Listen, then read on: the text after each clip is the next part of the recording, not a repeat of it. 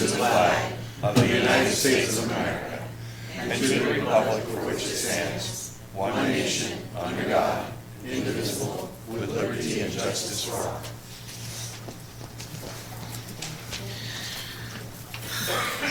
Thank you all for coming. If there's anyone who wishes to speak in public participation, this is our last 5-minute conversation ever.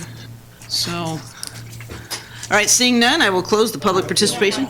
I'm sorry. Yeah, no, you have to come up here if it's anything that's not on the agenda.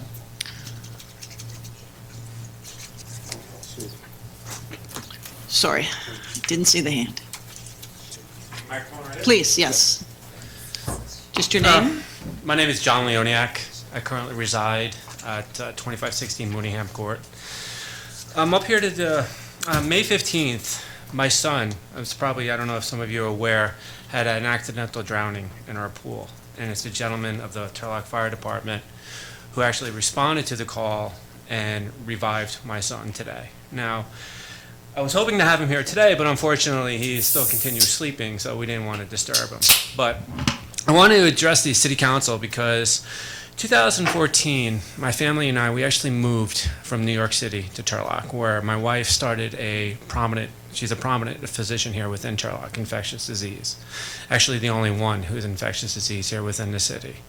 So somewhat similar to being that, it's a necessity for certain, anyway. What I'm trying to say is, it's because of that firehouse that my son is here today. Now, I'm a veteran, U.S. Special Forces, and we've been trained to handle many situations in trauma. And I was performing CPR, and no matter how much CPR I was performing, it was unresponsive. And it's because of the fire department when they arrived and the equipment that they had is that he was able to be revived. And the fact that the fire department actually beat the ambulance to our residence, which is mind-blowing, since I know most of the time the ambulances hang out on Gear Road behind Chevy, by the Chevron. And these guys were able to respond quicker than the ambulance was able to respond. Now, what I'm just trying to wrap my head around is when we got wind that the city was trying to deal with a $4 million deficit, and I could be off or something like that, and they're looking to make some budgetary cuts to the fire department. Being from New York City and actually living through 9/11 and seeing whole firehouses decimated, it's partially decimated, police force decimated, and seeing what the aftermath of that decimation and the fact that response times went up, lives were lost because the personnel just wasn't staffed quick enough, houses weren't built quick enough to handle the calls. And I just can't imagine that a simple $4 million deficit and the fact that this city would even contemplate on closing a firehouse. And again, it's the fact that they saved. It's a miracle that he is still alive, but it's also another miracle. It's because of the equipment that they had available and at the time that they got there and started utilizing the equipment is that he's actually running around. He's not a vegetable. There's no other words to describe the fact that it's because of them and the response time. And so I guess what I'm just trying to ask is that you take that in consideration, because really what you're telling the rest of the city of Turlock is that you're willing to put a value on someone's life. Fortunately, my son survived. But what happens the next time when that fire department is either shut down or what you guys call browned out, and they don't get there quick enough? What is that really, ultimately, what is that worth? Is it a $4 million deficit? The city is growing hand over fist. That's one of the reasons why we moved here from New York City. I remember when we first came here, we were given a grand tour by the time the mayor. We were driven around, we were sold, that this is a great community to be in. It's a safe, wholesome environment to want to raise your family. And that's what actually ultimately made the decision for us to come over here. And May 15th, that came true.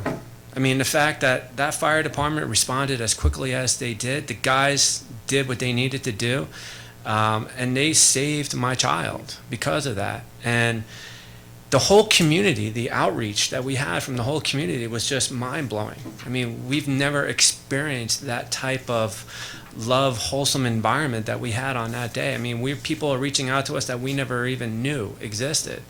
And I just don't want to see that go away. We're here because of the Turlock Fire Department, the Turlock Police. I mean, the resources, the services that are available, and to even contemplate taking that away, I mean, the city is growing. If anything, you should be expanding these public services instead of taking away from these public services. I know the police department is understaffed. I know the fire department is understaffed. The city, what I don't understand, it's growing exponentially, and the resources need to be available. And I know my time is up. I wish I had more time. I wish my wife was here to speak, but it is what it is in the medical field. But I seriously hope you reconsider, because again, I don't know what would happen if this was a few months later and the budgetary cuts took place and they didn't respond as quick as they did. Sir, This I'm would sorry, be a very different conversation. your time's expired. Okay, thank you. Anybody else in public? Okay, I will close the public hearing. And declaration of conflicts of interest and disqualifications. Hearing and seeing none. Just so you know, Councilmember Ariano is on her way from the Bay Area. She should be here shortly. And had a little eye dilation, so please don't be offended by her sunglasses while she sits here tonight. So we'll get to the budget workshop. Would you like to start, sir? Oh, If I could, Mayor, just Yes. before we start, just so, tonight's workshop is limited to the Administrative Services Department, Development Services Department, Parks and Recreation and Public Facilities Department, and Municipal Services Department. Comments need to be relevant to those four departments. If you'd like to speak relevant to police or fire, that would be at the next meeting, which will be on the 11th, I believe. okay, thank you. Mr. Lawton? Thank you, Madam Mayor. I'd just like to take a couple of minutes to kind of open the proceedings, and then we will turn it over to the department heads of the affected departments. First, just to recap, we do indeed have a $4.4 million deficit in the requested, departmental requested budget.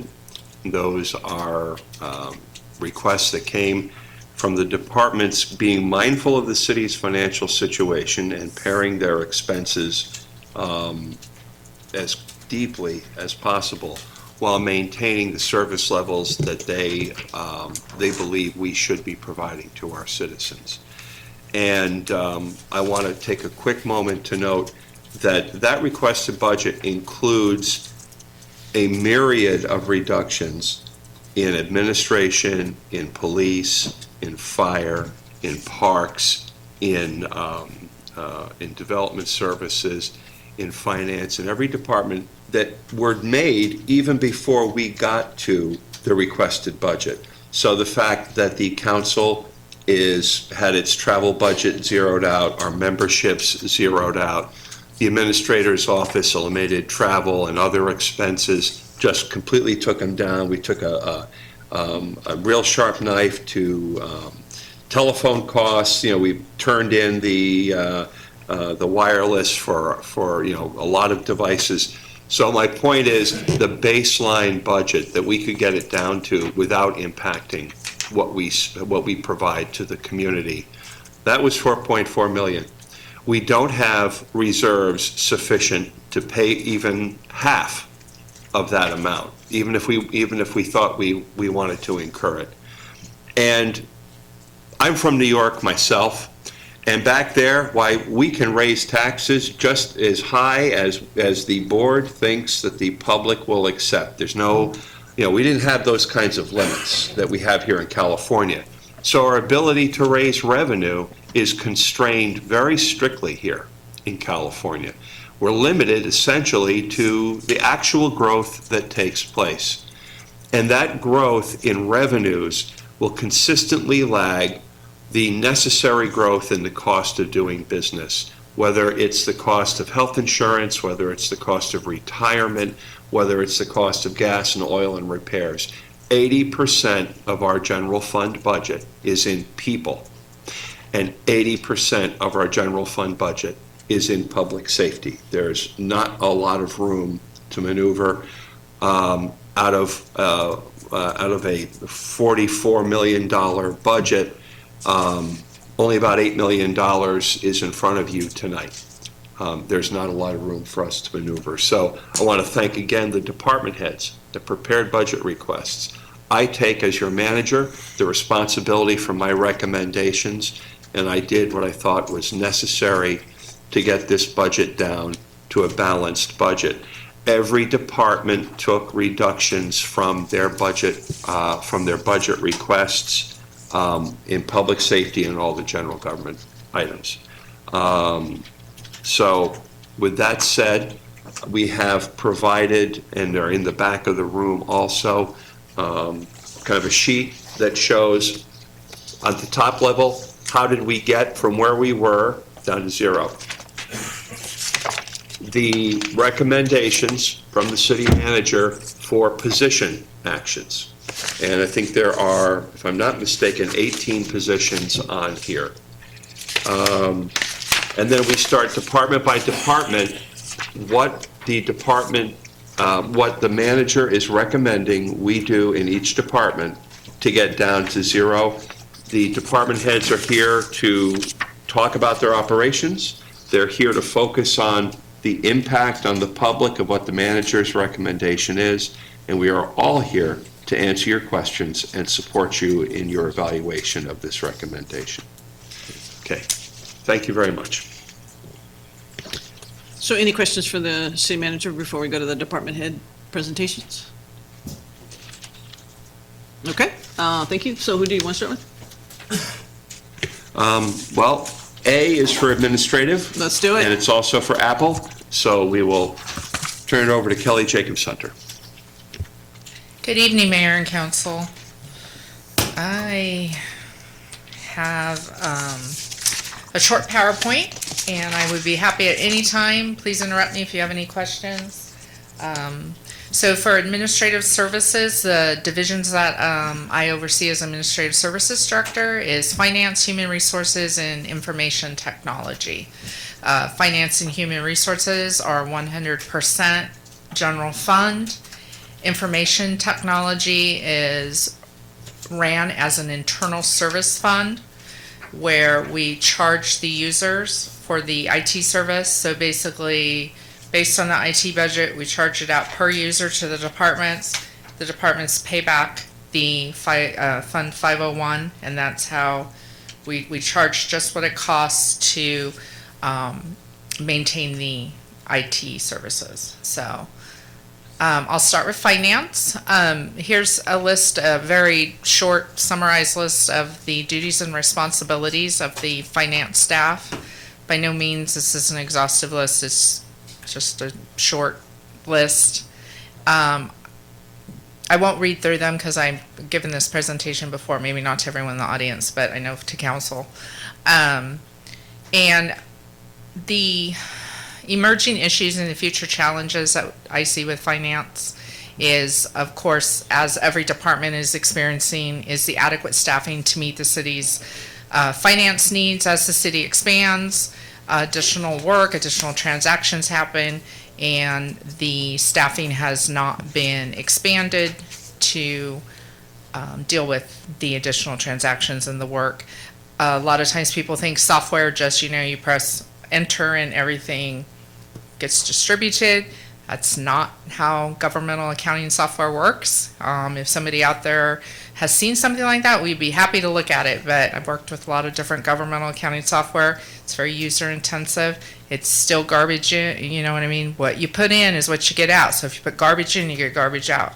So, and then of course the compliance issues that we have with additional governmental accounting standard board statements, and every year there's something new that we have to account for, and just the fact that that takes additional time. And in the payroll area, all the different special pays, cash outs, everything that this city has that's unique to this city that other agencies don't have is extremely time intensive. Calculations that are done on spreadsheets. A automated payroll system cannot handle them. So we spend a lot of time calculating a lot of the special pays and the things that are unique to our employees here at the city through our bargaining agreements. So here is a brief overview of the finance budget. My slide here is based off the budget that you received last week from the city manager, which had the departmental proposed. So the very top of it, it just shows the allocated positions for the last couple of years. It hasn't changed. We have no additional requests for additional personnel, so there'll be zero decrease or zero increase. Overall, from the amended 18-19 budget, which is what we're completing now, to what the department requested for 19-20, we see an increase of 1.1% or $12,580. Near the bottom there, I did variance explanations of anything over or under 5%. Okay, so under there, if there was any question like, oh, why'd that go up? Why'd that go down? There's anything over or under 5%, and basically just that for the finance division, that the impact to the general fund is $12,580, which is considering that the employees in that division received a 4% salary increase. This is achieved, the low increase is achieved through the reduction in the training and travel that we deleted out of the budget. So, does anyone have any question about finance? Questions? Quick question. So Yes. you mentioned that the payroll calculation is very user intensive. Is that what you said? Correct. The city has chosen for years to provide special pays, cash outs, things that are done through the negotiations and the bargaining agreements. I mean, so it's just that those types of calculations is not how automated payroll systems are built off of. And I know that I have looked at, the opportunity for, maybe we can have someone process some of our payroll. They won't even look at it because of the fact that they're not going to do all the hand calculations for the special pays. Is this special pay something that we're looking at eliminating, or it's just no? No, they've been in there. Counselor? It's all subject to MOU negotiations, so these are all part of specific different bargaining groups, which we have about 6 of, so. Yeah. And we added a whole bunch last year. Okay. So, we added continuous service pay at 5 years, 10 years, 15 years, 20 years, all different groups. Which is fine, but it's just the fact that we need to remember that everything that is, if you want to call it unique. Complicated. That takes time. It's not, and then when we do overtime calculations, we have to factor all of that stuff in, or we'll end up with a, claim from our employees that we're not paying their overtime rate correctly. So, okay, so if any other finance? When's the Yes. last time we went and looked out for a new operating system? When New World, which is our comprehensive financial management system, plus there's other modules for other departments. I think we've had it 4 years. It's a very robust, intuitive system. There's nothing about it that's lacking. It's just that we have some things that don't fit into it. And that's going to happen with any type of package software. The only time that you're ever going to get something that you're not going to have these types of issues is if you have somebody customize and write it, which I think the city looked at, and that is not something that's in our, in our price range. So, but it is a relatively new system. We are expanding it every year. So. Any other questions? Okay. All right, so human resources. Here's a brief explanation, a summary of the different duties and responsibilities of the Human Resources Department. And this is just, like I said, it's an abbreviated list. And there's a couple of the other issues. So the emerging issues there, no surprise, same thing, adequate staffing. When I worked here 20, 30, 25 years ago, when I was 15. No, I'm just kidding. Right. You're under oath. You remember that. They had 3 full-time people. And guess how many people we have today? 3 full-time people. And at that time, the city was whatever, 30,000 people, and the general fund was probably 10 million, and there was probably 80 employees. So, I mean, it's just like with every department, there is that adequate staffing to meet the city's HR needs. HR serves the departments, so when we lack in staff, that means we can't serve the departments and get people hired, trained, so. And of course, one of the big things that we're constantly doing is we're looking at ways to provide the employees with quality benefits while containing the costs, and that is a job. So, because nothing seems to get cheaper. Does anyone have any question? Here's HR's budget. There's actually went down from the amended 1819. And there at the bottom, you'll see under the variance, the explanations of why. A lot of it has to do with some of the contract attorney services that were budgeted in HR for investigations. Some of that has been moved over to the city attorney's budget. Also, hopefully they were one time. So there is a 6.5% decrease in the department requested 1920 over the amended 1819, which represents $50,182. Does anyone have any questions about HR? All right, moving on. So information and technology, we talked about the fact that this is considered an internal service fund.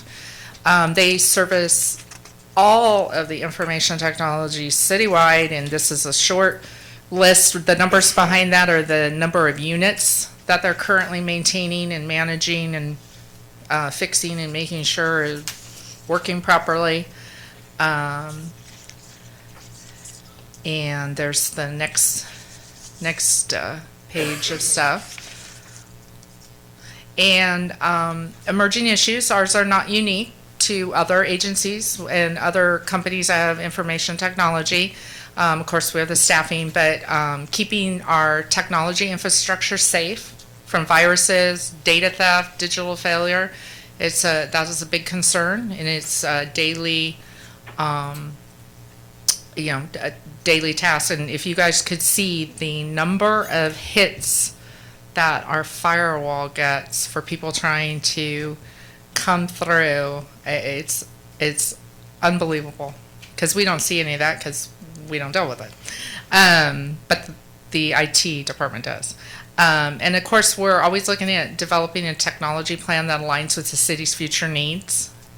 Unfortunately, a lot of that technology costs money, so we are limited there. And the public safety has the new CAD RMS system that is currently being implemented. It will go live next March, and this is a much needed system. The other one was very old and antiquated, but it will there will be that learning curve once we get it going, and it will take support to keep that up and running. And then it just expanding support for increasing demand on mobile devices, which is the phones and the iPads, and there's IT. They are Fund 501, and their staffing has not changed, except there is an office assistant that was added in 1718. But you can see there that there is a slight increase in the overall budget from the amended 1819 to the department requested 1920, 7.5% or 105,000. And a lot of that has to do with the software licensing and the different platforms we use, and the companies changed the way that they license our servers. And so we've had to negotiate and for our licensing, but a lot of that is the increase is from the licensing of the software that we use, and that is spread across all the departments per user, because everybody that uses the wide area network. So, does anyone have any questions about? Questions? Okay, Okay. that's it for me. Thank you. Thank you. Well, you're subject to recall, though. Okay, who's next, sir? And just a quick note, just to put everything in context Sure. about the administrative department and all the offices it contains, that the recommended budget in total is $406,000 less than the amended budget for 2019. That includes savings of well over $200,000 in legal expenses through, hey Scooter, how's it going? Through us going to the contract city attorney's office. And what you've just gone through is 12.7% of the city's general fund budget. Developmental services is going to be slightly higher in 2020 than it was in 2019. But as I've noted in other places, that's because the general fund is finally paying the bill that's due and owing. And this represents 2.5% of the general fund total. And Nathan, this is your opportunity to kind of get some stuff out there we haven't had before, so please. Excellent, thank you. Good evening, good afternoon. It's nice to say afternoon instead of evening, Mayor, members of the council. The budget for development services is really comprised of 4 different areas.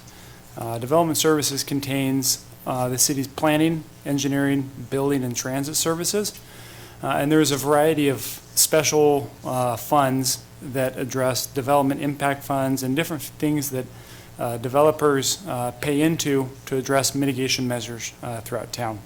For the purpose of tonight, I'm really going to focus on engineering, building, planning, and transit, as those are the funds that house the majority of the functions that development services covers. Development services covers any sort of construction that occurs within town. If it is public infrastructure that is constructed, it is typically run through the engineering department as a capital works project. If there is private development that is constructed throughout town, engineering, planning, building all have their hand at some point in the process, from planning, looking at the zoning and the appropriateness of the development, building looking at the appropriate building standards, and then engineering looking at the engineering issues and issues within the public right-of-way, as well as development impact fees. So essentially, anything in the built environment is run through Development Services Department. As Bob alluded to earlier, the changes in the Development Services Department are pretty status quo. The planning division is estimated to be roughly $1 million in expenses, just slightly over. The engineering division is estimated to be $2.5 million in expenses. The building division is estimated to be $1.5 million, and transit is estimated to be $8.1 million. Transit is quite a bit higher, even though there are less staff in the transit fund. There's a lot of capital projects, and all of the city's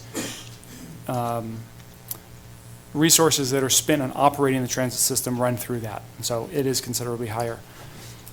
There are approximately 39 positions within development services between the 4 different areas.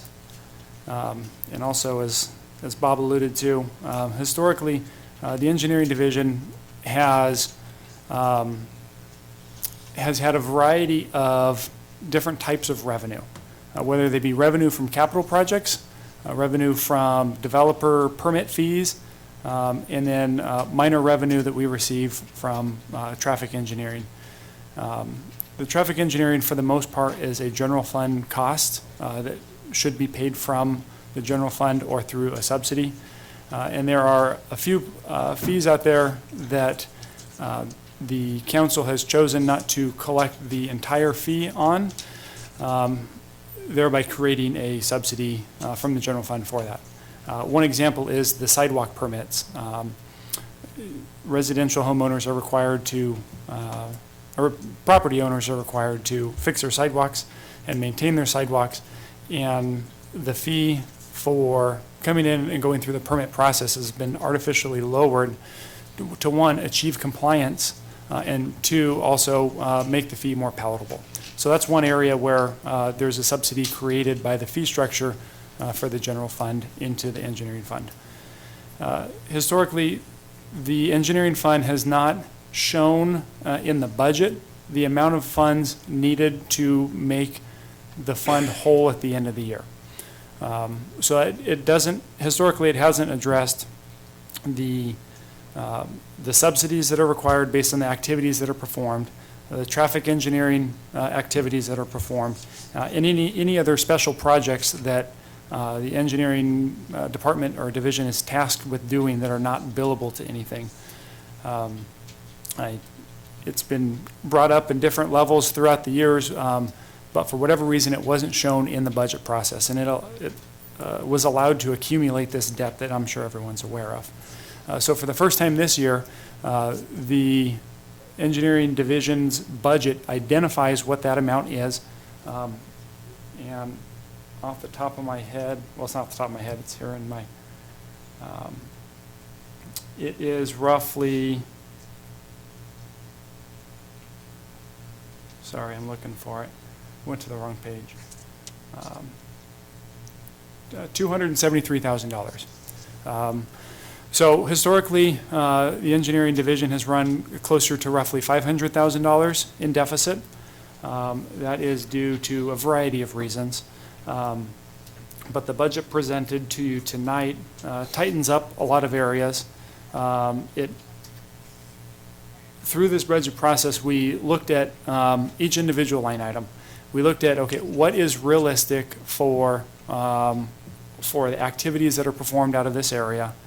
What's a realistic budget? Are there areas that we could cut and tighten? Are there areas that have been artificially lowered that we need to increase to reflect the realistic case within this division? And that was done across all the different divisions within development services. And so through a combination of those, through a combination of some pending changes in staffing, the estimated subsidy from the general fund to engineering is just under $275,000 this year. So it cuts it roughly in half of what it has been historically in the past. The changes in the budget and how to get us down to from where we were before, I'll kind of go over as they relate to all the different departments or the different divisions within Development Services Department. So in the Planning Division, we have identified funds available through Senate Bill 2. There's roughly $310,000 available for planning activities that we can apply for, and they're formula dollars, so we don't have to count on the revenue here and then compete for it and then have a chance of not getting it. They are formula dollars allocated for the city of Turlock. So we've identified that revenue to offset the impact that the planning division historically has on the general fund.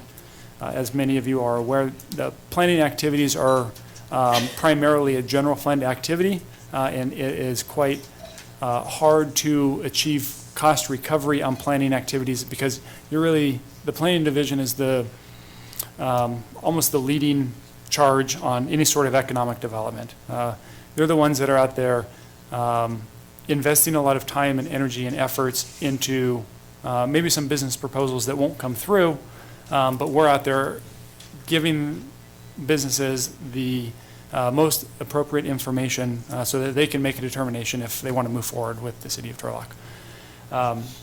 So it's $364,000 over the course of 2 years, roughly $155,000 a year. That is one of the strategies that we've been able to identify. We will be presenting to council at a future date the activities that we plan to do with that money. So it's not just free money, unfortunately. There are strings attached to it, and those strings require the city to identify and adopt by resolution what activities the city will perform in order to get this money. A lot of them are related to updating amendment ordinances and codes as it relates to housing issues, which are things that we have wanted to do, but due to a lack of staffing, we haven't been able to do that. And so identifying the funding will help us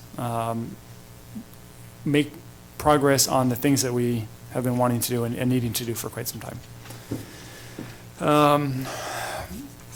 There are some changes in staffing and the engineering division in terms of vacancies and currently filled positions that we are going through the meet and confer process, and I don't know how much I can speak to them, but they are identified in the budget strategy. Part of those are what is helping the city or the engineering fund achieve the reduced level of general fund subsidy and contribution that's needed. We've also identified a reduction in training, testing, recruitment, field supplies, and general office supplies as it relates to some of the positions that are frozen. We won't have the need to have that high of a level of training and testing recruitment if we are freezing those positions. We've also reduced the part-time help in engineering. It's not ideal by any means, but in order to meet the proposed and council-directed budget of closing the gap, this is one of the strategies that we've recommended. The one area that is identified that is it's a reduction strategy, but not maybe one that you would think of, is the addition of one position in the transit division. Transit is in a unique situation where they have funding available through federal funds and FTA funds and the fees that they collect from the users of the system. In order to help mitigate any sort of financial exposure and risk that we have with our limited finance staff, we've proposed hiring one person that can help with the financial side of transit that creates a burden on our current staff, on our current finance staff. I know, talking to Kelly, she's definitely all on board for that, and she's really happy. But when the transit staff moves out to the transit building to be closer to the users of the system and our transit contractor, which we oversee, there is a natural separation of things that were accomplished that transit maybe not took advantage of, but they relied on the efficiencies of being located at City Hall. And so there's the need for an additional position to pick up those duties that were done by someone else, and then also to help mitigate any sort of financial exposure that we could have by not having enough finance staff. So that is that's identified here in the budget reduction strategies, as well as reducing the part-time help and planning as well. So planning and engineering would both be reducing their part-time help in order to meet the budget. Engineering would also reduce, one-time eliminate the transfer out to asset replacement.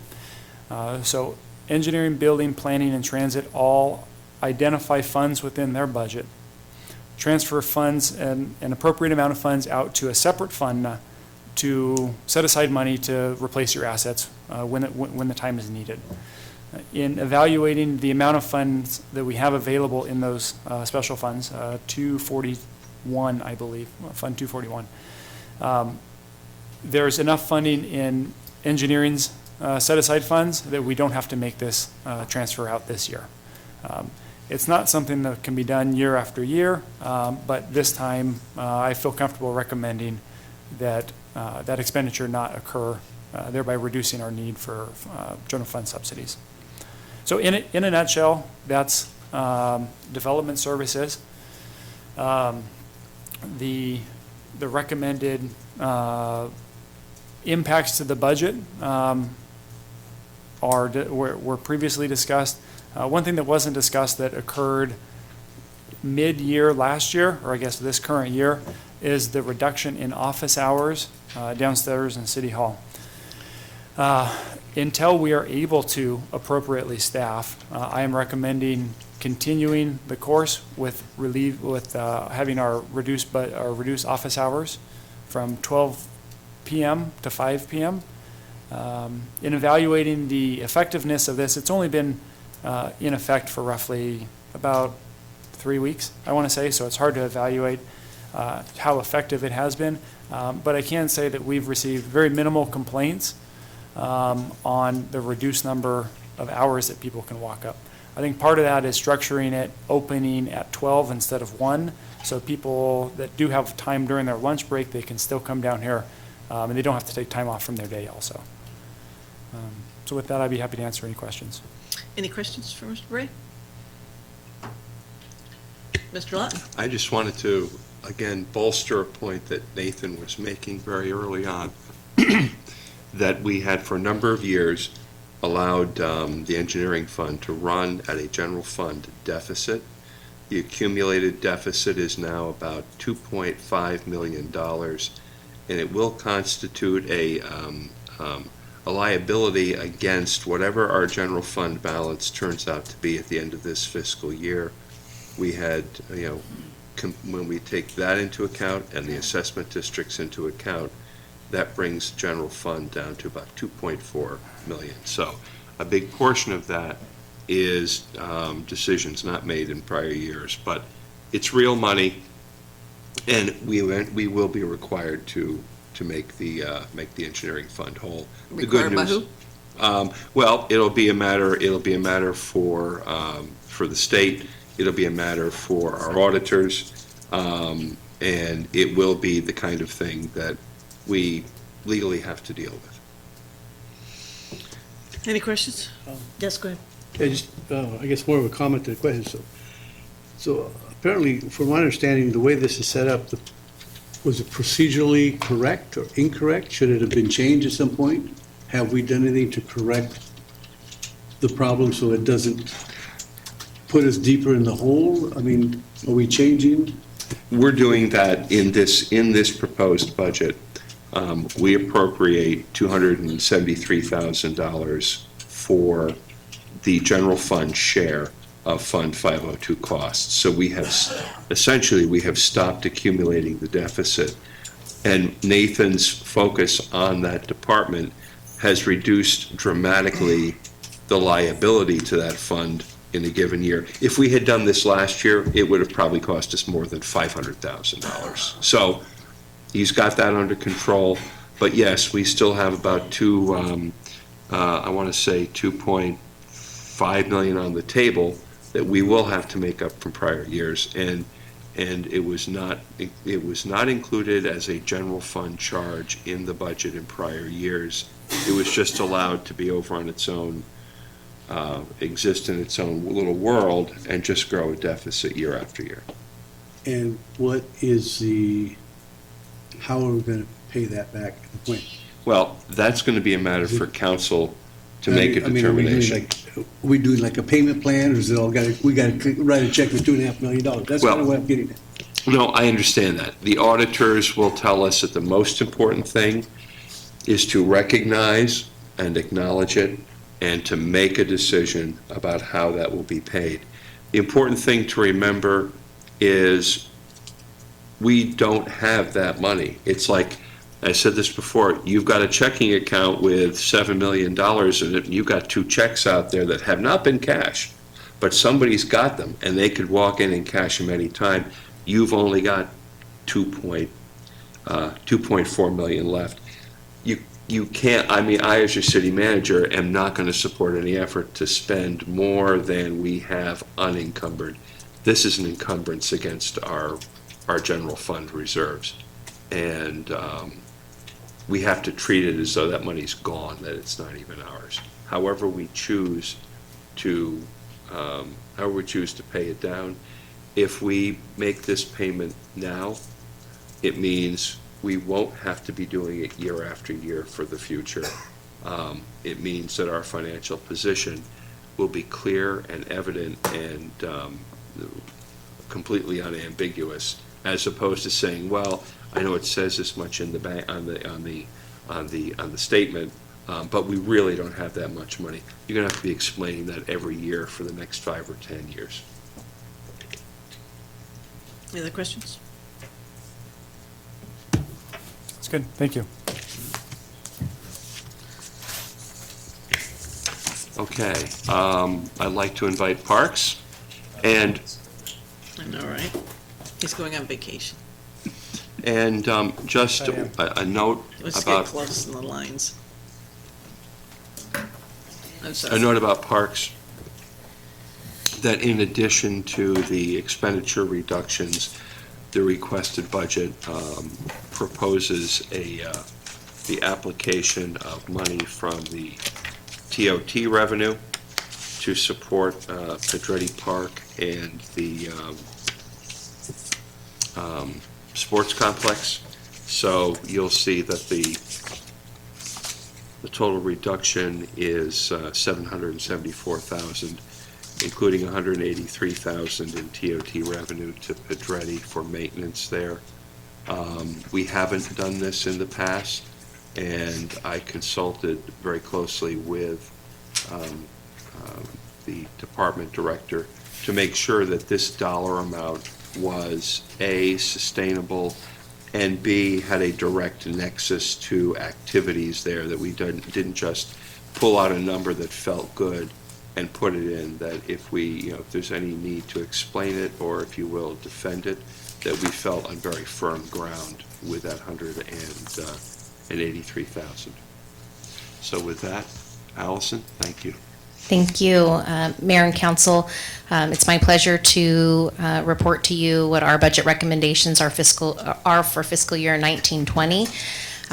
What I'm going to do is I put together just a few slides that will capture what the recommendations are, and then I'll be happy to answer any questions. I will be focusing primarily on the general fund portions of our budget, but obviously you have our proposed budget that includes streets and assessments and storm basin maintenance. So if you have questions, I'm available to answer those.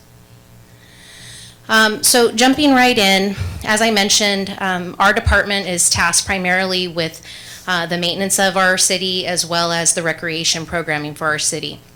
And on the maintenance side of the world, we are responsible for maintenance of our facilities, our parks, street maintenance, assessments, as well as storm basin maintenance, in addition to our sports facilities. And so when we're talking about the proposed reductions, these are primarily in areas that are going to affect the general fund. And so as we start out, I think it's important to reflect back to the changes that we implemented for fiscal year 18-19, one of which was taking advantage of a couple of vacancies that we incurred, one in an office assistant position that we kept vacant, as well as a maintenance worker one position. Those were vacated in 18-19, and it is our recommendation to continue keeping those vacant in the coming year. The impact from both of from the office assistant position is primarily in the form that, like development services and planning and building, we will continue to keep our office hours reduced. We've made some adjustments where, in order to be consistent with what they were doing, our office hours are now 12 to 5, and that seems to be working well. And considering that, we have some coordination that takes place between our department and engineering, it seemed to make more sense so that if somebody comes in our office for a sidewalk issue, we can send them over, directly to their office when they're available, rather than them show up between 5 and 6 and City Hall's closed. So we made that adjustment. So looking at the proposals for staff reductions, by maintaining the office assistant vacancy, we're going to be able to save $50,000. In addition to that, we're going to recommend we continue to maintain the maintenance worker one vacancy. That's a savings of $88,000. And then that position will be, essentially a body will be transferred over into one of the It will be transferred over into a streets position. This is not the SB1 positions that you're familiar with. This is actually a vacancy that we were holding in Fund 217 because gas tax revenues weren't projected to come in at a reasonable amount to cover the position. By working with engineering and Nathan Bray, we were able to utilize some of their gas tax dollars, $2103 for maintenance purposes, and so we're able to fully fund the position. You know, I know we're focusing a lot on reductions and reduced levels of service, but I think one of the positives that we are wanting to highlight is that while we'll be reducing 2 positions in parks, those 2 positions or those 2 people essentially will be moved into those SB1 positions, as well as us being able to fill that vacancy in streets. We're actually going to bolster our streets maintenance efforts. And I know that that's a very important topic in the community. What it means for our streets team is that the way we intend to utilize those individuals is we're essentially going to be able to tackle almost double the number of potholes in the community. I know it's not what everybody wants in terms of, you know, redoing streets, but as you guys know, we are the Band-Aid people. We don't have the ability to do the, you know, whole overlay, but I think that we'll be able to make a difference in neighborhoods where right now we're primarily focused on our major thoroughfares. My hope is that by having essentially 2 different crews operating simultaneously, we'll be able to tackle both the major thoroughfares as well as some of these, you know, smaller streets, if you will, or more neighborhood located streets. Again, we're recommending that 2 positions from parks be transferred over to SB1. That'll be in the form of a maintenance worker 2 and a maintenance worker 1. The associated savings are outlined there. I don't want to underestimate the impact that this is going to have on your park system. There will be real impacts to the level of service that we'll be able to provide the community. We are not adequately staffed as it is, and that's not something that's new to the council. I've made multiple attempts over the years to try and bolster our numbers in parks, but you know, funding was limited, and we understand that, so we've continued to do the best that we can with the resources given. However, I would say that we've been operating with what I would call a skeleton crew. If anything goes bump, meaning if somebody gets injured, if somebody goes on an extended medical leave, frankly, if anybody goes on vacation, we are struggling to keep up with that workload.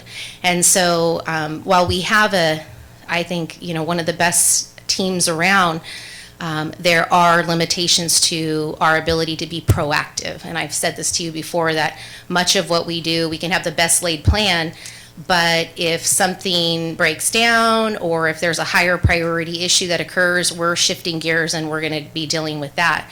And so if council were to accept these recommendations in terms of the reductions, what it would look like on our end is we would be prioritizing primarily the life safety issues. So what I would guarantee to you is that every day we would be checking your playgrounds, making sure that they're safe. We would be taking care of your restroom facilities.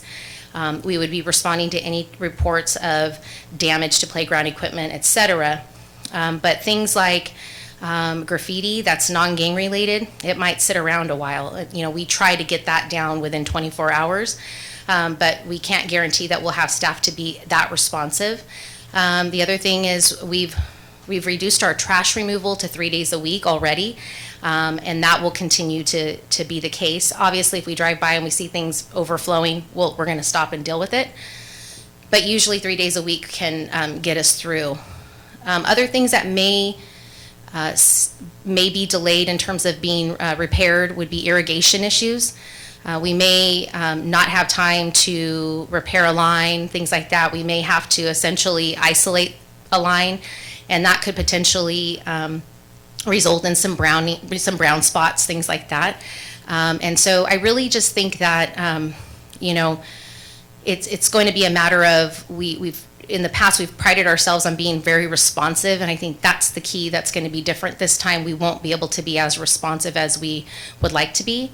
And then I think the most obvious impact is going to be our mowing schedule. And so what we plan to do moving forward in the coming year, should council adopt these reductions, we will be prioritizing the community parks. We'll be mowing those every 2 weeks. And then all other parks, with the exception of the sports complexes, will be mowed every 3 weeks. So that has the potential to, I think, create some phone calls. And so I want to make sure that you understand that.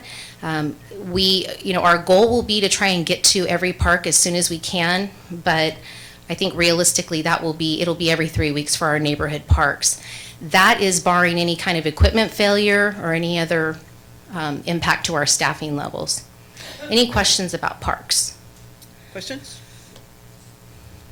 Nope, thank you. Yeah, Yes, I he have a does. question, yeah. So I see that we have a couple youth prevention reductions, like the youth prevention and then also the community events activities grant program. Yeah, I'll get to that. I'm sorry. I just meant, did you have any questions on this? Okay. Yeah, I'm sorry. You thought I was wrapping up?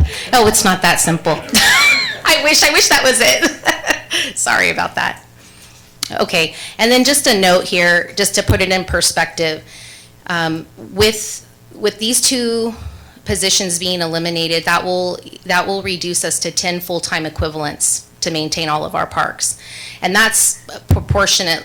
We have some employees that are primarily assigned to our storm basin maintenance. As you know, we have parks that are both storm basins, and so, but their time gets charged out to storm.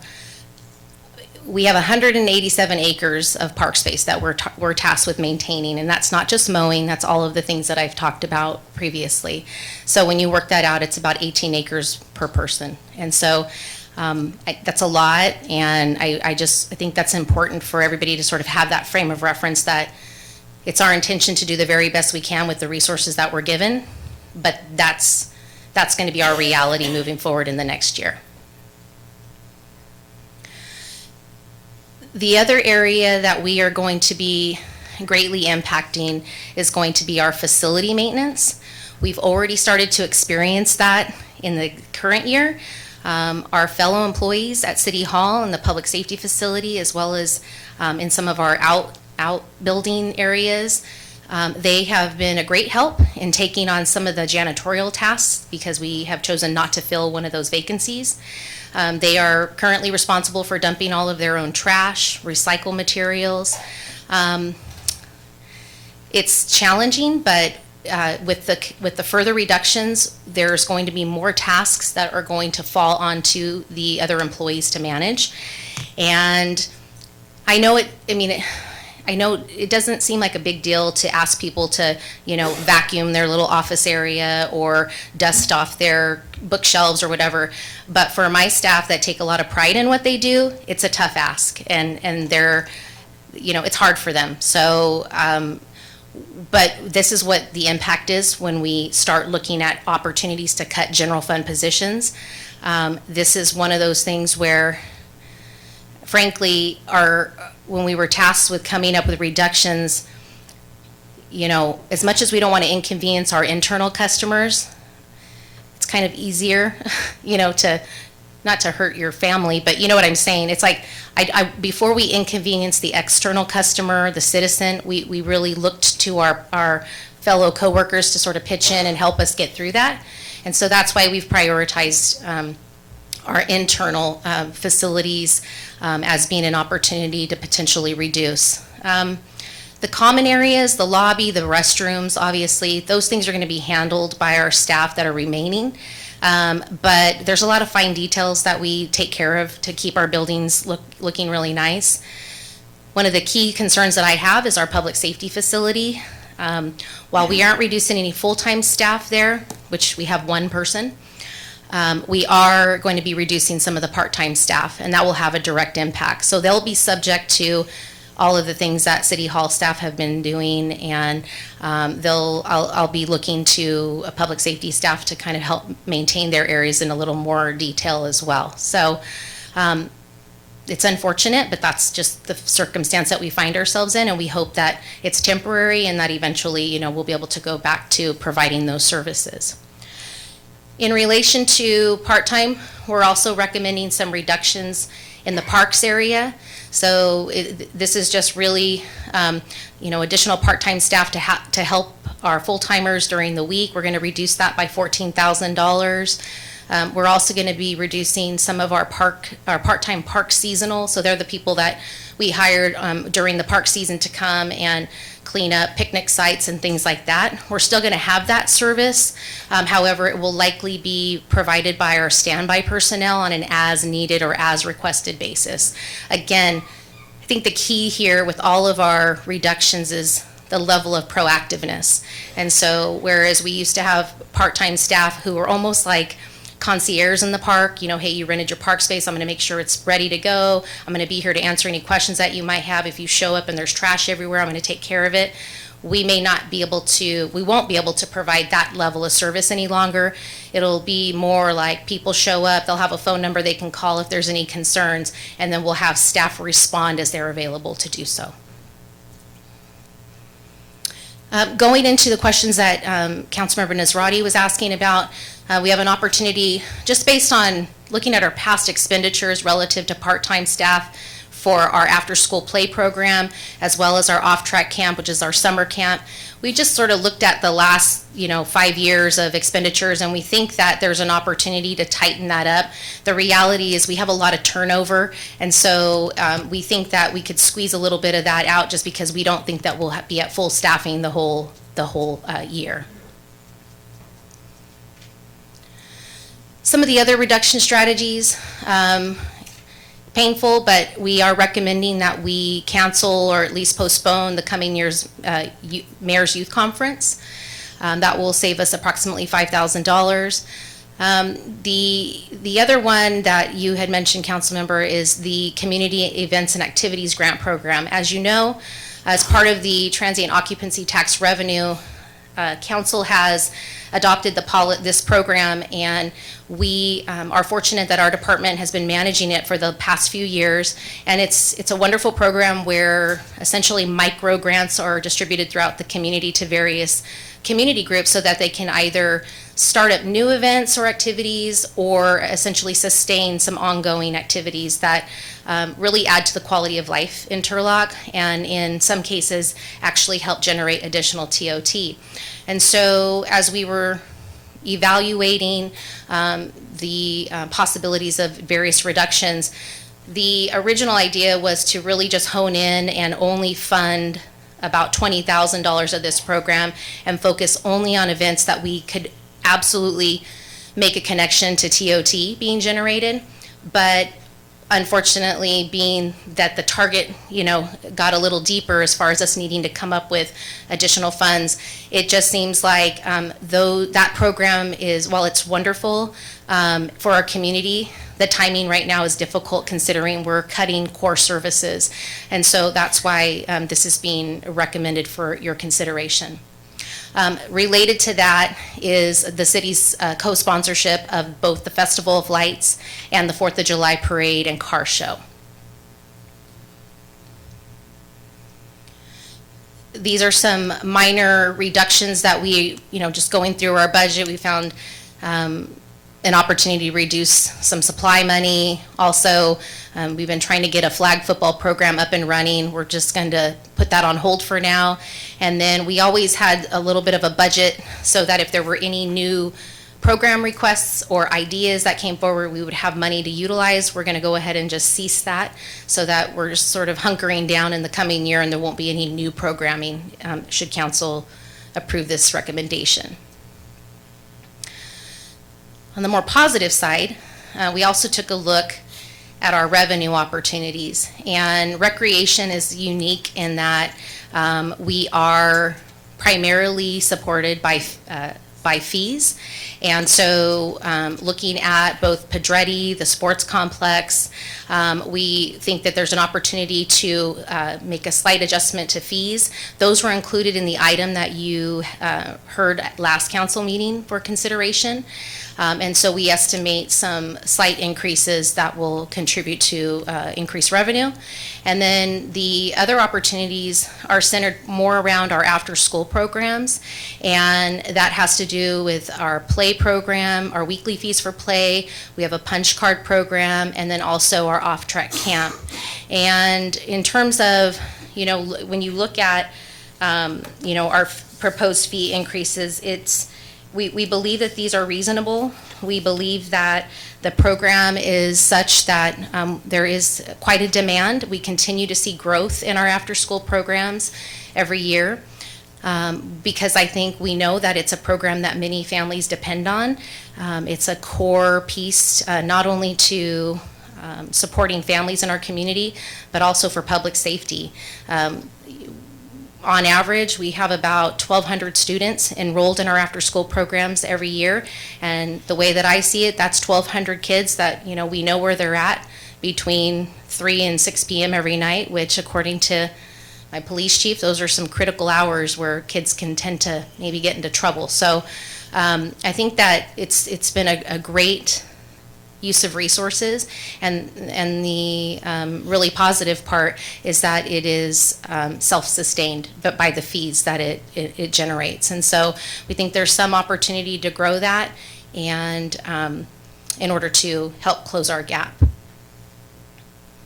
So in summary, if you look at our comparison between fiscal year 18-19 and fiscal year 19-20, for expenses, we were at 4.6 in 18-19 for the amended budget. What's before you, or what came before you last meeting, was a proposed budget. And what this is, I'm sorry, this total is all of our general fund areas. I didn't include my non-general fund. What came before you was 4.1 in expenses. In total, we're recommending $505,000 in reductions, almost $506,000 in reductions. Gives you a 3.6 recommended budget. It's about a 12.25% reduction in overall expenses to the general fund areas. And then we did the same thing for our revenue. We're looking at about a 2.9 increase in overall revenue. What's not included here is the item that city manager spoke about regarding TOT. So the concept with this is that currently the Pedretti and the sports complex, they're not fiscally sustainable. They don't bring in all the revenue they need to cover their expenses. So traditionally, there's been a regular offset from the general fund. And so as we're having this conversation about how to reduce the burden on the general fund, we started to explore the concept of, we know that these two facilities contribute to a portion of the TOT that is brought into the community. We know they're not the only reason we get TOT. We have obviously the fairgrounds, we have the university, and we have many businesses that cause people to come and stay in our community. But when we started to do some analysis about, okay, of all the activity that takes place at Pedretti, what do we think that percent is that is TOT related or has the potential to be TOT related? And so staff spent some time on that, and we estimate that about 40% of the activity that takes place at Pedretti is contributed to TOT, or I should say contributes to TOT. And then when we looked at the sports complex, it's about 10%. They're different facilities in terms of the types of activities that they draw. Pedretti draws more, statewide, requiring people to spend the night. The sports complex, the regional sports complex, it's usually drawing people from a driving distance, and so they're not often staying the night when they come for a soccer tournament or something like that. And so based on that analysis, it would seem reasonable that we could recommend to council that of the $458,000 that we typically get on an annual basis from TOT, that we could identify a portion of the TOT revenue that could go to offset the expenses at both of those facilities, alleviating the general fund from having to do that. What that would do is allow us to essentially close our gap further. And so we thought it was something for council to consider. It hasn't been done before. I think there was an implied recognition that by the general fund offsetting the deficit at those facilities, like I said, it was implied that we understand these facilities. We know that they're not always going to be able to cover all their costs, but we know there's a benefit there to the overall community by having them, and so we're willing to do that. But I believe that this kind of does the same thing, but it really kind of gives it a little more justification. And we're not asking for, the full allotment, but there will still be some impact to the general fund, but much, much less. In addition to this concept, I am excited about a new program that staff is currently working on. We're going to be bringing it to you very shortly within the next couple of meetings. It's going to be an advertising program that we're going to be asking council to adopt so that we can generate further revenue at both of these facilities. So, advertising various businesses, subscription type revenue. And like I said, we'd like to be able to do this at both as another source of revenue. And we're also always trying to think outside the box to try and look for other ways to utilize those facilities, not just for their intended purpose, but taking advantage of some of those off seasons and things like that. So we're not resting on our laurels. We appreciate the support that the councils, in the past have given us to be able to continue to operate the facility. But this was a concept that we came up with as a result of these budget reduction discussions. So with that, I am happy to answer any questions that you might have. If there's something that I touched on or didn't touch on that you'd like me to follow up on, I'd be happy to do that. Vice Mayor? Yes, Allison, can we back up a little bit to the programs you're eliminating? Just for- Yes. And Which one was that? the back cost reduction right here. Oh, Yes. Now, on these programs that we're looking at eliminating, do we not charge fees for any of this? Is there a reason we don't charge fees? Can we charge fees? Is that so when it comes to doable? right, so when it comes to the high school sports camp supplies, that was really a housekeeping item. That is a partnership with the school district, and so when we were scrubbing our budget, we realized they are covering a lot of the supply costs, and so essentially we don't need to budget for that because that's part of what they're doing. And so no program is being eliminated with the high school sports camp. It's just the supplies that are being reduced. When it comes to flag football, that's really a function of we've been trying to get that program off the ground. We haven't gotten the response that we would hope for to be able to run it adequately. And so given that it hasn't really picked up yet, we're recommending just to eliminate it, just to take advantage of that savings. And so if we were to bring a flag football program that actually got some traction and we had people that were interested, yes, absolutely, we would have revenue to offset that. So, but that's a factor that we're going to go ahead and just put on hold for now and capture that $1,000. And then as far as the $2,750, that's what I would consider a placeholder. We have money in a line number so that if we are presented with a request or an idea throughout the year, like, hey, we think this is a great program, we should move forward with this, we'll have some money there that we can spend. That's a luxury right now to be able to have a placeholder like that, and so that's why we're recommending to go ahead and scratch that for now. Does that answer your questions? Pretty much, yeah, because, and I actually appreciate your presentation because you kept using the word revenue. And that's, I think essentially that's what we need to figure out is how do we get more revenue? And all these cost reductions, they ended up in our budget for a reason. Obviously, we were using that money, so I think we need to find a way to generate more revenue in order to eliminate some of these problems that we're having. And so I'm glad that you're actually looking at that side as well. And I'd like to see more ideas. Thank you. Becky? Thank you. I have a couple questions. Yes. On the parade sponsorships that the city was doing, Yes. have we reached out to any of our business community members to see if we could replace that with a sponsorship from, can we do that as a city, or is that something that we can do? So as soon as we knew that we were going to be making this recommendation, we reached out to our partners at TDPOA, Molly's here in the audience, to let her know. And I don't want to speak for them, but it's my understanding that they have strategized on how to come up with the gap funding. What's not mentioned here as well is there are costs that the police department also incurs because of the 4th of July parade with overtime that they're not able to cover. And so through a conversation with the downtown, they are they're working on coming up with a way to cover those costs so they can continue to have the event. And so, in terms of us going out and finding alternative sponsors for these other organizations, I think we're always willing to be a facilitator. We have not taken it upon ourselves at this point to do that, but I'm happy to hear that it sounds like the downtown, at least for this coming year, has figured out a plan B, and we're still going to be able to experience their event. No, that's good. On a separate note, Pedretti, I'm probably the one that utilizes most parks and recs around here with my 3 kids.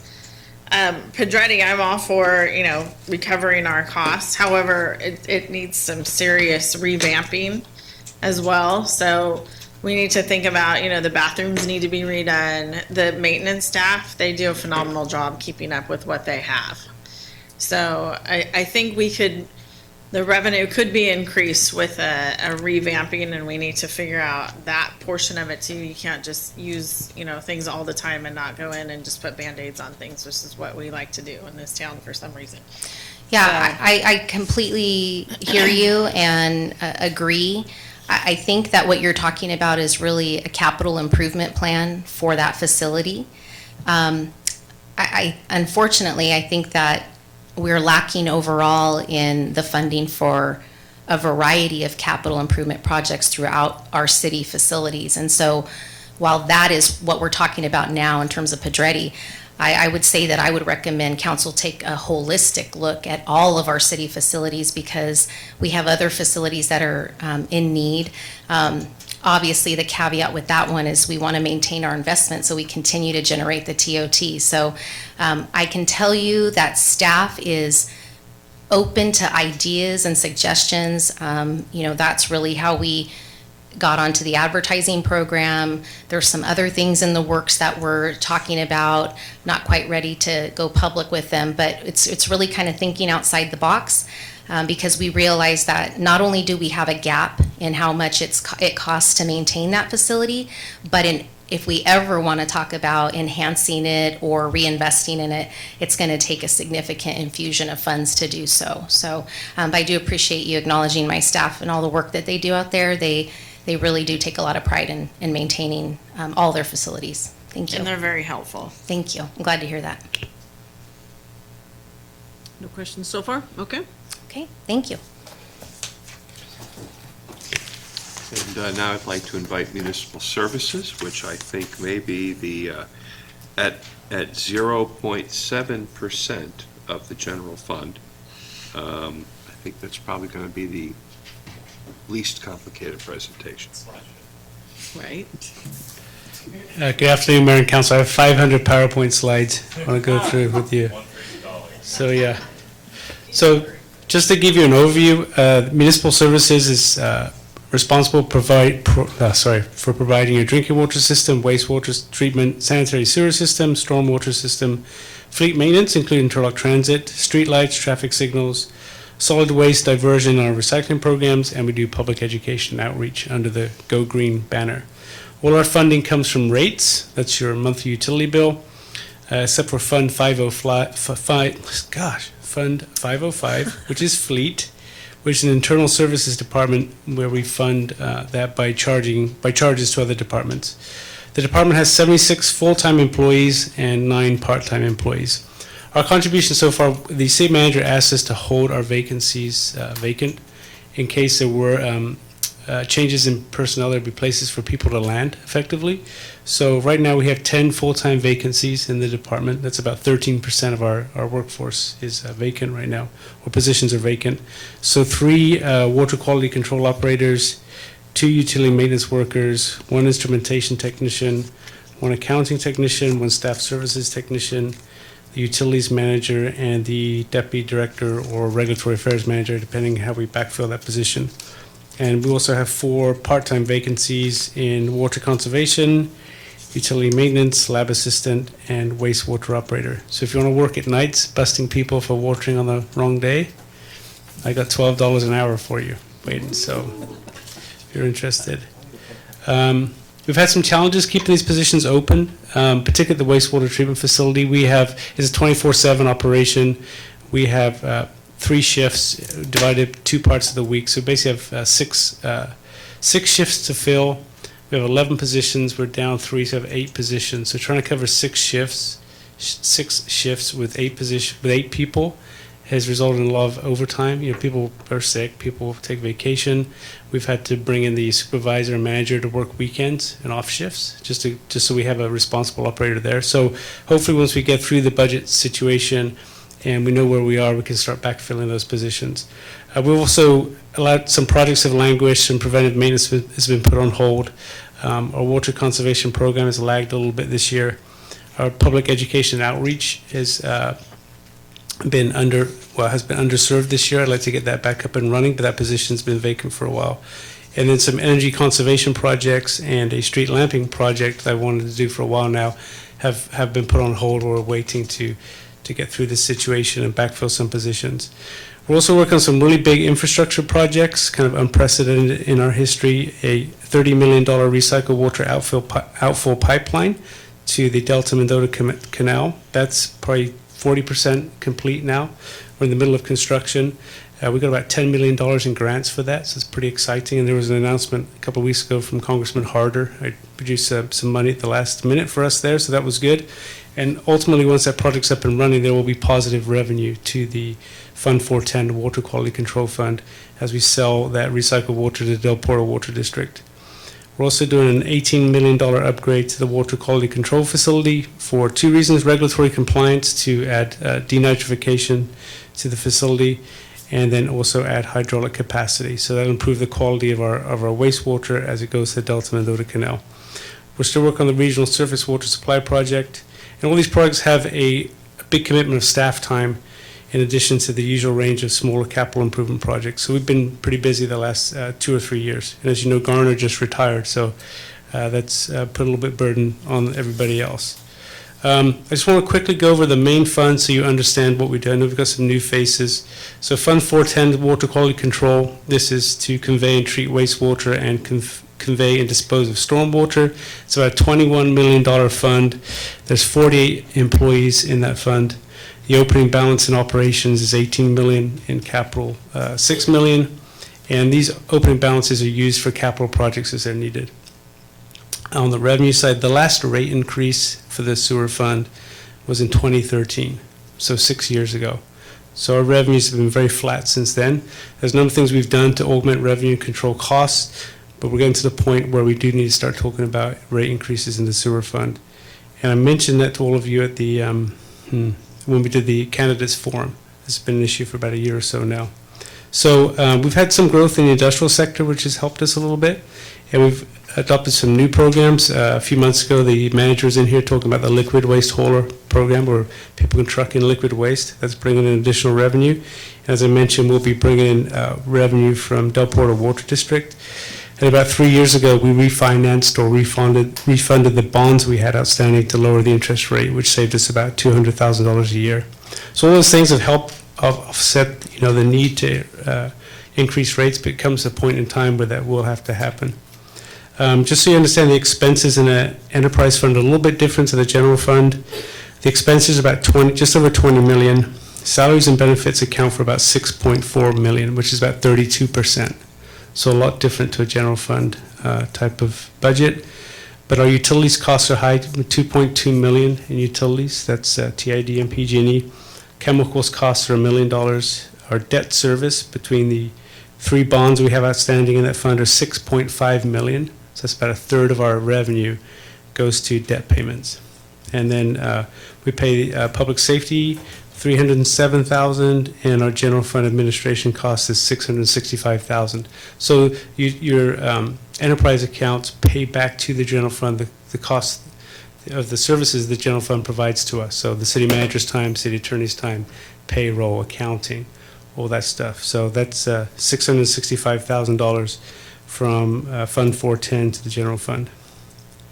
And so that's kind of it on the, and as you notice in that fund, we will be spending down the reserves this year. We have a number of capital projects we do need to complete. And I think most of them will occur over 2 years, quite frankly, just getting them done. But the facility, most of the facility was built in the 70s, and it's kind of reaching the end of its useful life. It's like 40 years old. So a lot of stuff has been going wrong the last few years. So we're finishing up that compliance and expansion project. And I think it's time to really go back to the heart of the plant and start replacing some of the older outdated equipment. And I think there was an item on your agenda a couple of weeks ago to replace some steel of the flotator, and that's like $145,000. So a lot of that equipment's reaching the end of its useful life. And then the other main fund is Fund 420, Water Enterprise. This is our potable drinking water system.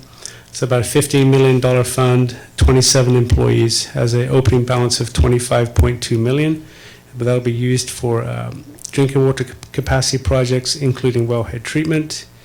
And as you know, right now we're in a series of rate increases that were adopted in early 2018. Operations costs are about 10 million of that 15 million. Salaries and benefits are 3.4 million, so about 32%. Utilities 1.4 million, debt service about 2 million, and then we pay our public safety fee of 173,000 and our general fund administration costs of $287,000. And once again, this fund, a number of capital projects have been planned, including some wellhead treatment projects. So that's what's going on with Fund 420. And then just to finish up our kind of unique fund, Fund 505, Fleet Maintenance. This is the guys who maintain the city's fleet, everything but basically the fire engines, the fire apparatus. So every vehicle, piece of equipment you see, they maintain. And as I said, it's an internal service department. It's a fund of about $750,000, has 6 employees. And there is a proposal in the budget to add a mechanic to that fund. It'll be funded primarily by Turlock Transit, by the bus department, as they've got a number of newer buses and they have the funding. They want to up the level of service, and so they've agreed to fund most of the cost of a new mechanic. And it's just a proposal that's in the budget. The fund has an open balance of $1 million. They do make a little bit of money from the sale of CNG. So we have compressed natural gas. We have 2 compressed natural gas fueling stations, a slow fill and a fast fill, and they oversee that operation. And the little bit of excess revenue from that goes into their fund to help cover the cost of operations, which then in turn reduces the cost of the other departments of providing fleet maintenance services. And so about of their $800,000 in expenses, or $750,000 in expenses, salaries and benefits are about 90%. So they're more like a general fund thing. Everything we goes to salaries and benefits because the departments pay for parts directly. Just a word of caution, CNG revenue sales are declining. So Turlock Scavenger was one of our biggest customers. They put in their own CNG fueling station at their plant, so we lost that customer. And then as the city's fleet has aged, about 10, 15 years ago, we bought a lot of CNG pickup trucks. They were a good deal at the time from the Air District. The tanks on those trucks are warranty or only good for 10 years, at which point you either have to replace the tanks, which are about $3,000 to $5,000, or get rid of them. So we did a whole analysis with other departments looking at, okay, here's a vehicle that's 10 years old, how many miles are on it, is it worth replacing the tank, or do we invest in a new one? So some of a number of pickup trucks we used to have that were CNG have gone away and go back to gasoline and in a few cases diesel. So that's basically it on the main funds and what the department does. And what we've been trying to do as part of the team to provide an opportunity if things are drastically to worsen in the general fund, we could help out by having positions available for people to land. And that's been our role in this whole thing. So with that, I'd be happy to answer any questions. Vice Mayor? Hi, Michael. I know we talked briefly about the energy costs. And so you're saying it's costing about $2.2 million for energy, that's TID, PG&E. And I know that you've told me that those are pretty good rates that we're getting. But wouldn't it be a good idea to at least explore other avenues? If somebody can come in and save us $200,000, and if it's not gonna cost us anything to check it, I mean, I mentioned it to Bob, and I know I mentioned it to you. Yeah. I'm thinking, to me, if somebody offers to come check my energy and they're not gonna charge me anything to check it, I know they're gonna try to sell me something. Right. I know that. I know it's a sales ploy, but if they can save me money and it's not gonna cost me anything, even to change the system, wouldn't that be something, I'm just thinking it's something we should consider looking at, because I think we can knock a couple $100,000 off and not. No, cost us- absolutely. There's a lot of energy services companies I've worked with. Mark's here from Schneider Electric and Optera, Honeywell, Chevron. They will come by and provide their information. It's definitely worth looking at. Again, it's one of those things. It is free, but you have to have staff to get them all your own bills, provide that information, do the analysis. I mean, the idea is, do you go with one company, do you do an RFQ, request for qualifications, and decide? So there's a lot of staff time involved in that, and then vetting their proposals, working with TID just to kind of truth check what's being provided. So it could definitely be done. Would be a great savings. Again, we've had some vacancies we left open. I think if we've just been trying to keep the lights on, keep the water flowing, keep the toilets flushing. Once we get past that, these are great projects that we could take on to really investigate and drill down on. So I appreciate you bringing that to my attention. Questions for Mr. Cook? Well, thank you. Thank you. Mr. Lott, where are we at?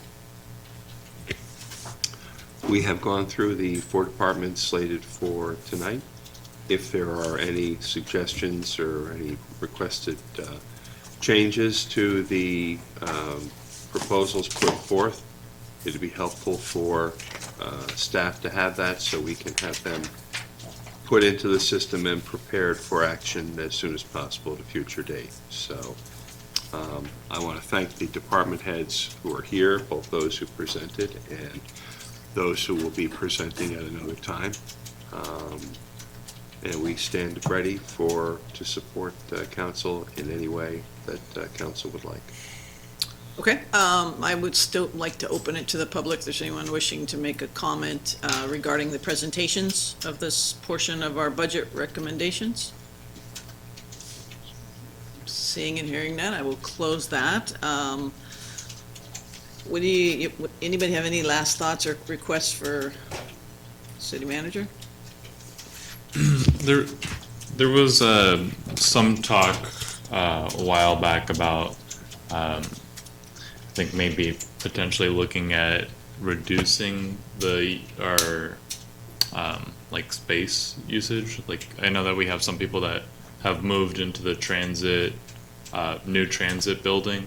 I would like to know if there's any real opportunity for us to create cost savings by like reducing the scope or reducing the amount of facility usage.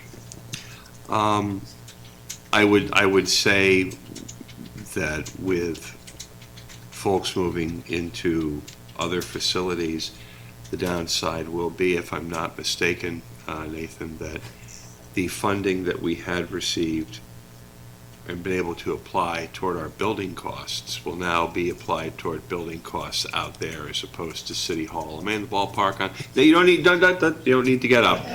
Please, I don't want to hear that squeaky wheel Pass it stuff. down, each person, they'll answer. But I think, in the larger picture, we'll certainly take a look at that over the next year. I think there may be some marginal changes.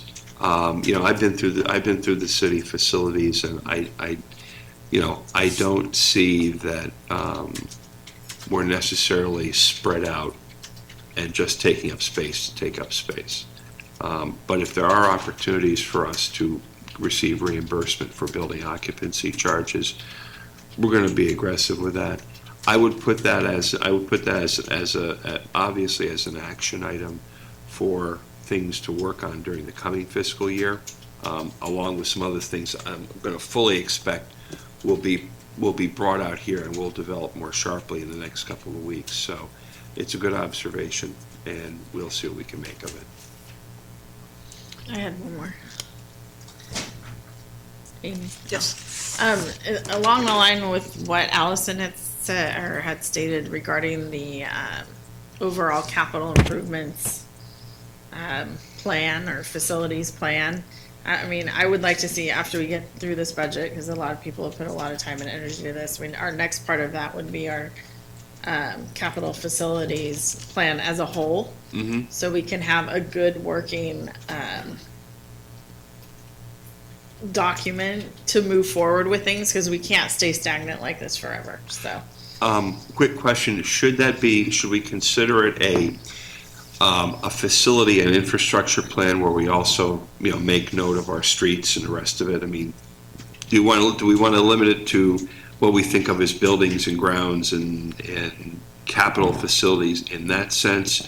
Or do we want to also include our streets network as well? Do you want everyone to quit?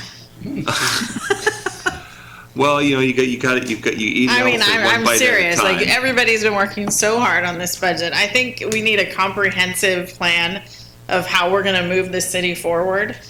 Because if we don't, then we're going to get stuck and stagnant in what we have now, and that's really not mowing our parks for 3 weeks is going to breed a whole other side of vagrancy.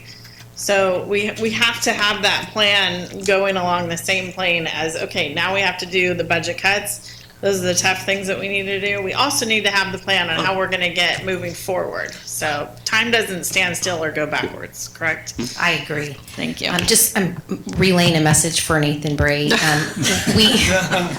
You're welcome. No, we actually, multiple departments do work on our 5-year capital improvement plan. And so I just wanted to make sure I was clear. We have a plan. It hasn't been updated for about a year and a half. However, the bigger crux of it, we've identified what we need to do. We just don't have the funding to do it. And so that's really the conversation that we need to talk about. So I think, I just didn't want you to walk away thinking that we didn't have a plan. We do have a very comprehensive plan. Unfortunately, a lot of the projects don't have identified funding sources. So they just continue to roll over from year to year. So definitely something though that we can bring back.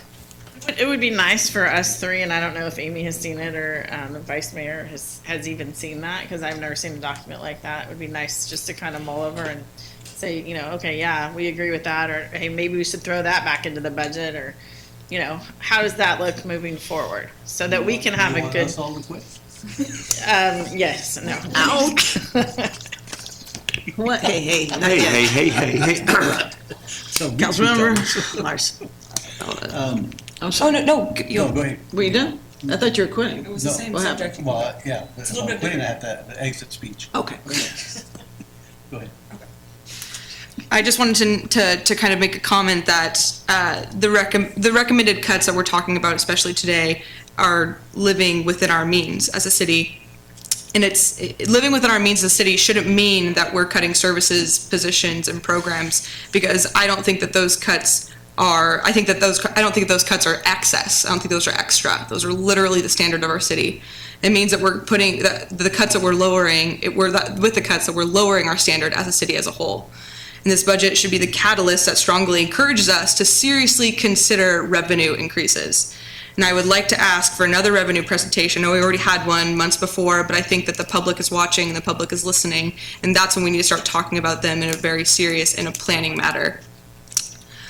We know that people are engaged because this budget is troubling. I think that's an understatement to the standard of our services that we're going to be providing to the city. So I think we need to start talking about options. And I appreciate that. That's a perfect segue for me. I'm doing a lot on my time to get economic development going. And so I would ask the city manager to make sure there's TOT of up to 100,000 put into economic development so we can start talking about how we get businesses here. We had a recent conversation at length, a workshop about the revenue.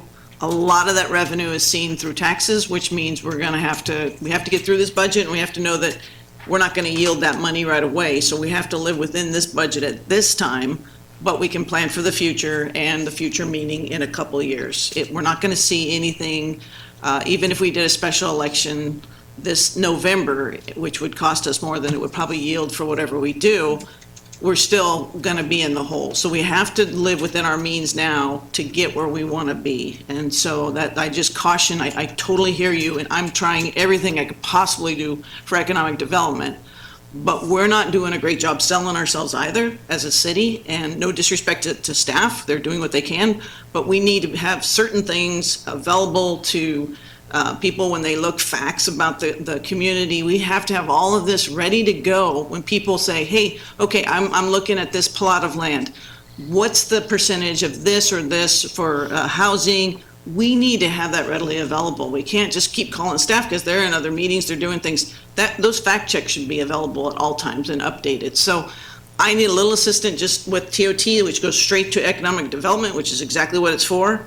And I assure you that within a year to two, I can increase our revenue substantially without taxes.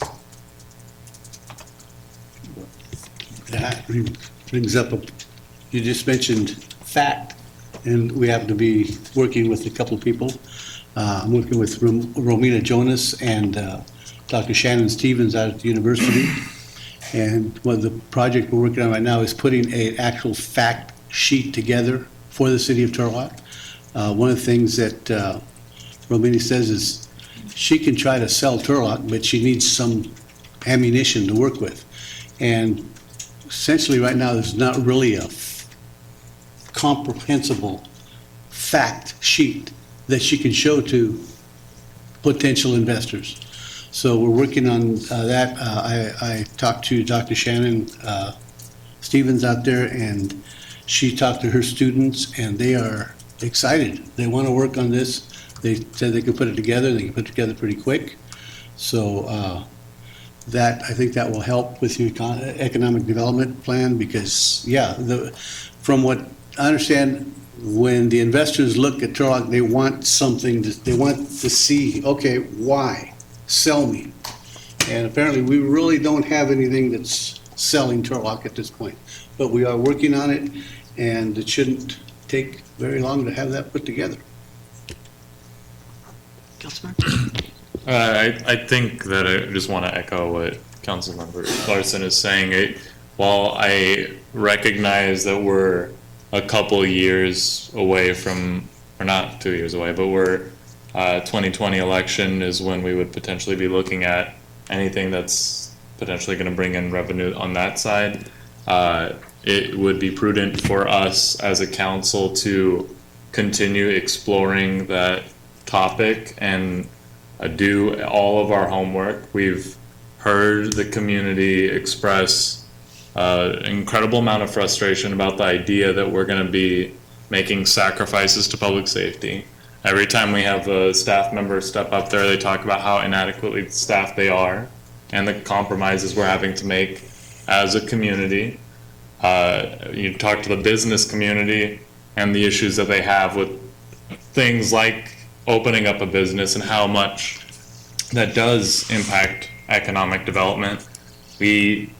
I'm of the position that we do have a revenue problem, and I think that's while economic development is very much a part of it, marketing a product alone is not enough to sell it.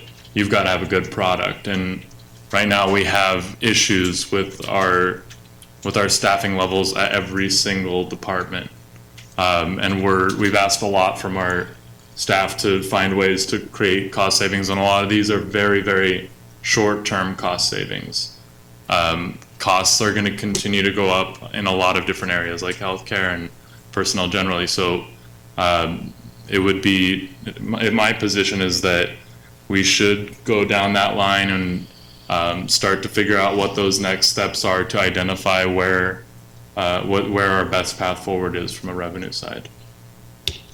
So you just talked about marketing our city. That's part of economic development as well. I know Mr. Franzen said the last meeting, we've done no marketing. And again, no disrespect to our staff, we just don't have people to help us. We need to have somebody who can help us put out press releases and talk about the great things in the community. If we have our trip ready, shovel ready, but if you go online, it's black and white, no pictures, hey, contact us, at 667, whatever.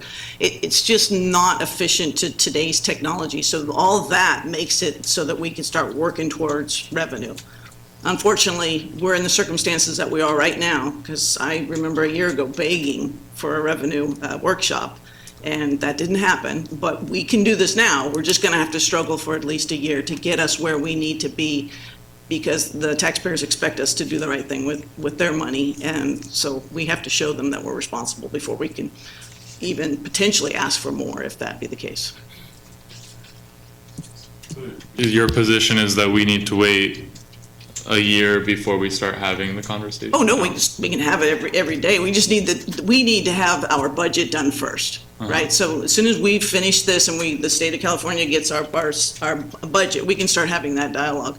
But it'll be great for our retreat as well, to talk about where our mission and vision are gonna be for us collectively, what we're looking at. So when we start to see a revenue source, what will we do with that? How will we decide how to grow our city again in a competent fashion?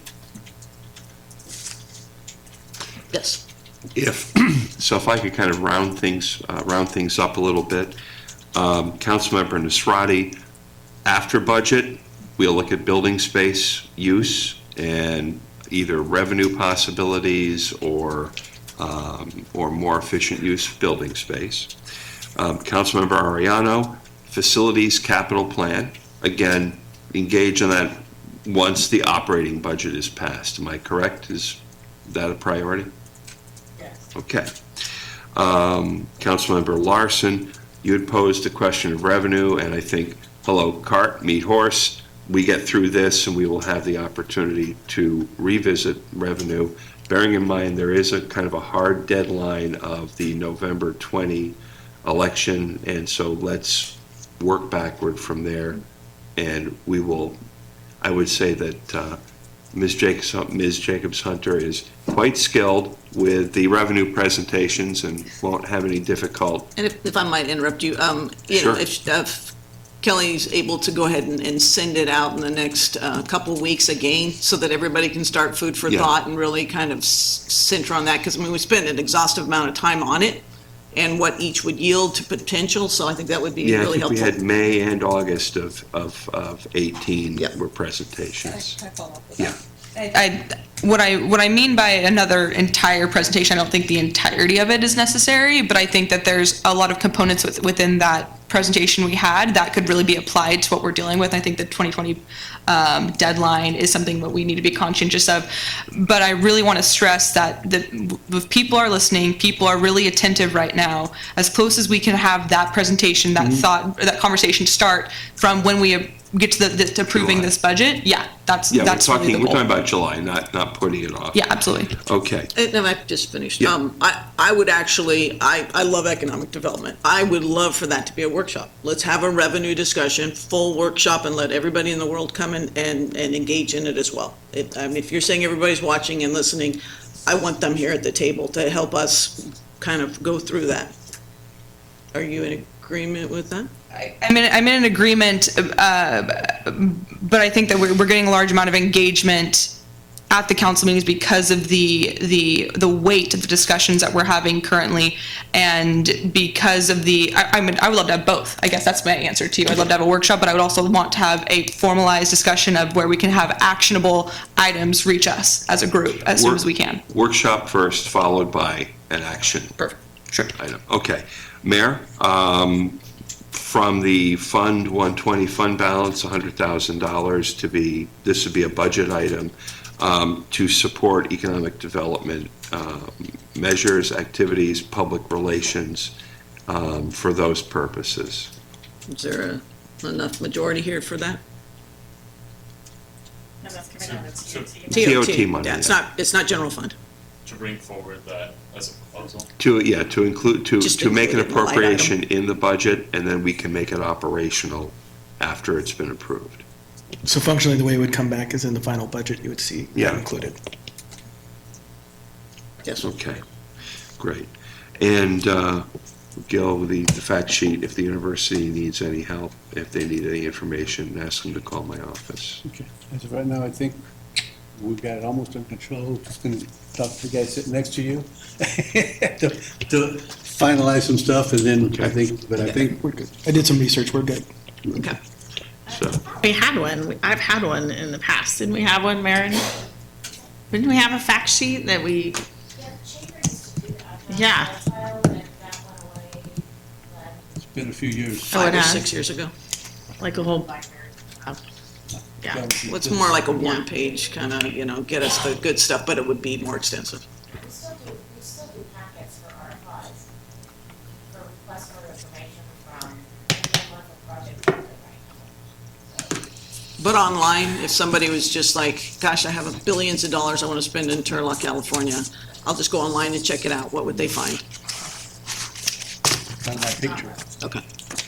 Right to Did we check. get everything you need, sir? I think I've got clarity based on the conversations and rounding up here. We will be prepared for the June 11th meeting. Excellent. Thank you all for coming, and we'll adjourn. Move to adjourn. It's a workshop, so happy. I know, right? Nice. Sounded good, though.